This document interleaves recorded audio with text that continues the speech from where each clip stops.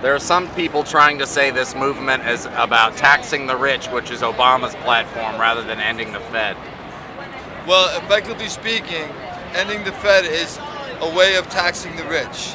In the same way that people in New York City, the 99%, when you get your subway fare raised because the MTA needs to pay up on its bonds so that Wall Street can reap profits, they raise your fare saying that they need to help services, when meanwhile, they need to pay Wall Street. So that is a tax on the middle class. But let me take it a step further.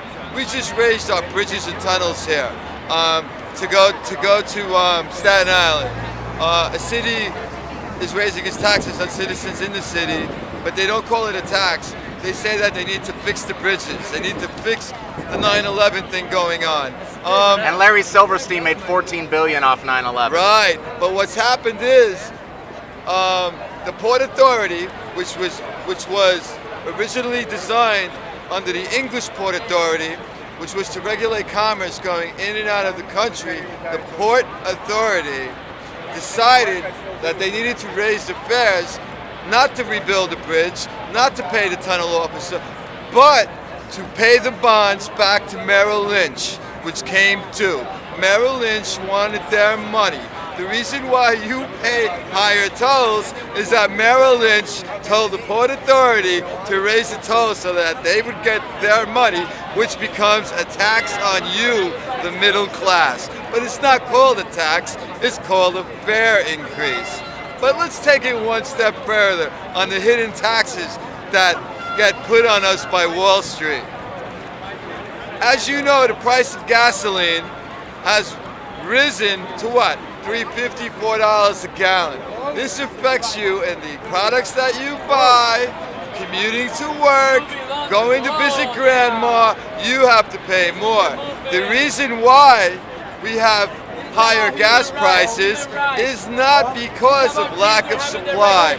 The strategic oil reserve is full.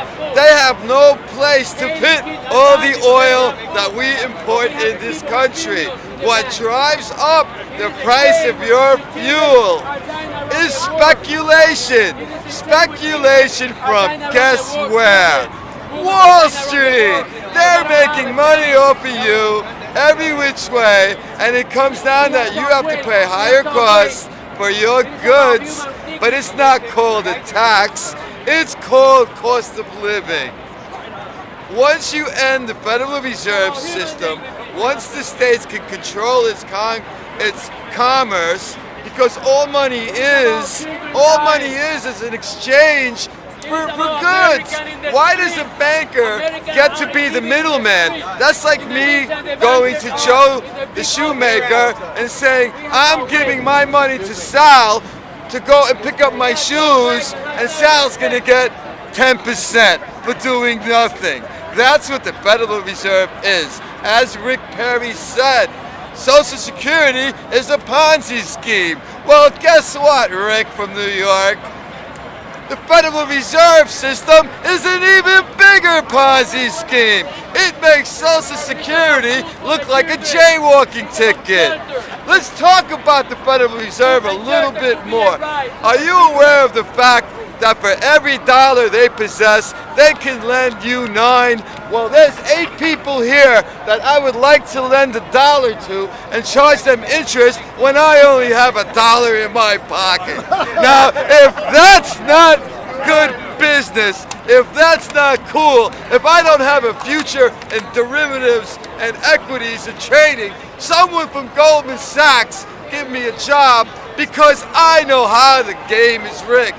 I'm from Brooklyn, and in Brooklyn we have 3-card Monte games, and I know a 3-card Monte game when I see it.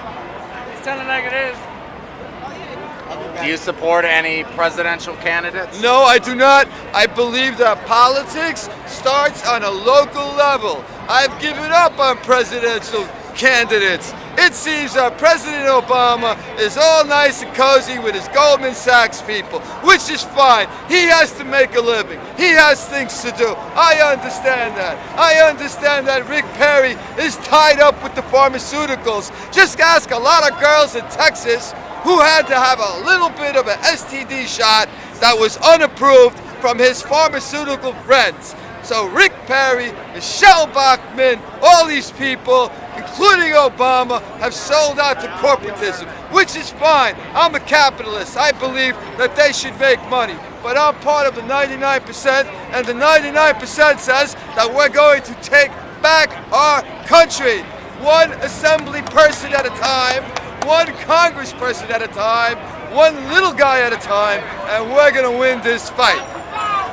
All day, all week. Yes.